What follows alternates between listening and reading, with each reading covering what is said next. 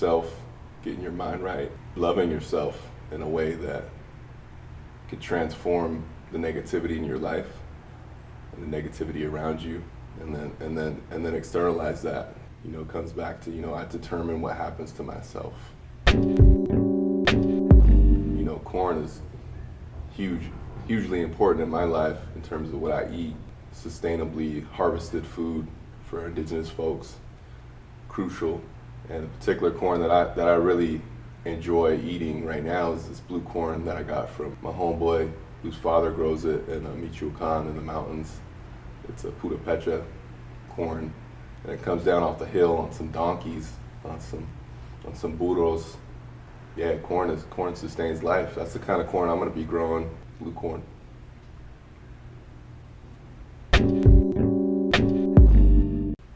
Skinny jeans, dang. I don't have a problem with skinny jeans, honestly. Everyone, they kind of like, oh, skinny jeans, man, that's new hipster plague coming in, like, the settler colonialism. And I'm just kind of like, style is style. I mean, it's bound to come back and it's bound to disappear. Like I'm sure bell bottoms will come back, eventually.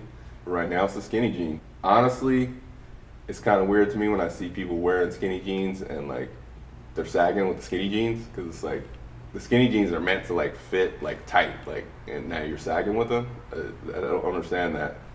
I kind of like the skinny jeans, but at the same time, I'm not one to rock them. They take you from point A to point B. It's always interesting to me when you're on a plane and you're like traveling back from somewhere. You're going against the flow of the sun, and so you get those like 2-hour long sunsets. Like you're like flying back and the sun is like setting the whole time.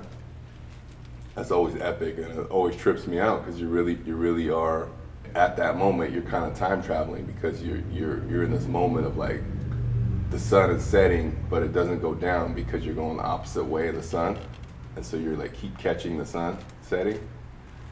But yeah, airplanes have taken me all over the world, and I could hope I continue to travel. A lot of my close friends, like they just live in other cities. Like I'm just gonna go live in Zurich, Switzerland for a few months. I first started out going to nightclubs when I was like 15.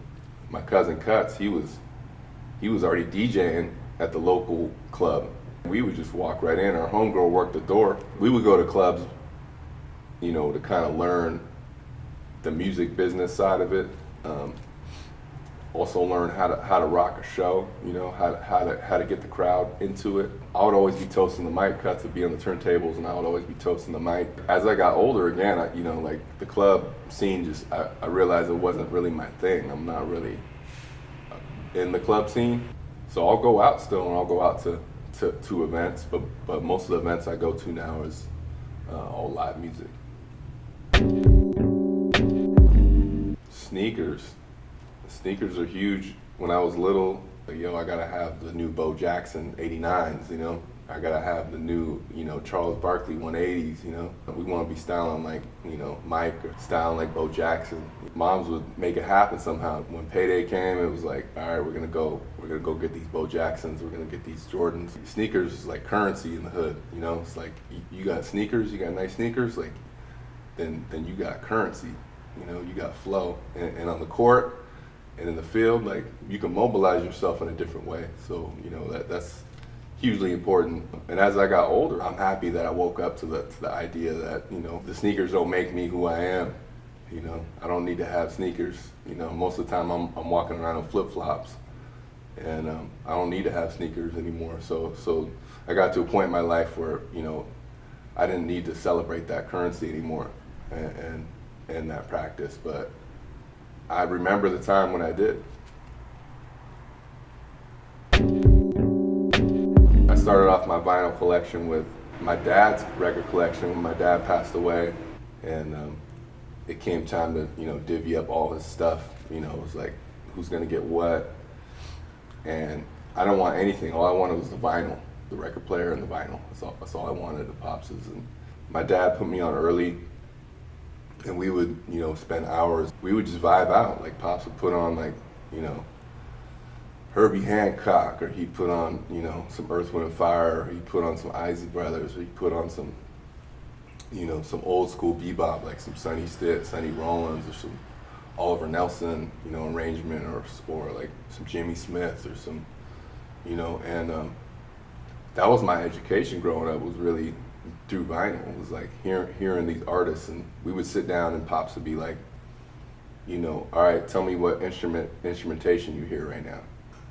And you would have to decipher it, like, okay, there's a piano in there, there's the drums, there's a bass, and I think it's like a French horn maybe, and an oboe, and a bassoon, and a trumpet. And possibly like, nah, nope, start over, be like, so it was like this education that I was getting, and I didn't really know. Still to this day, I get records like every week. And that's part of my, education process, but also part of, the music that I love is usually, the old school stuff on vinyl.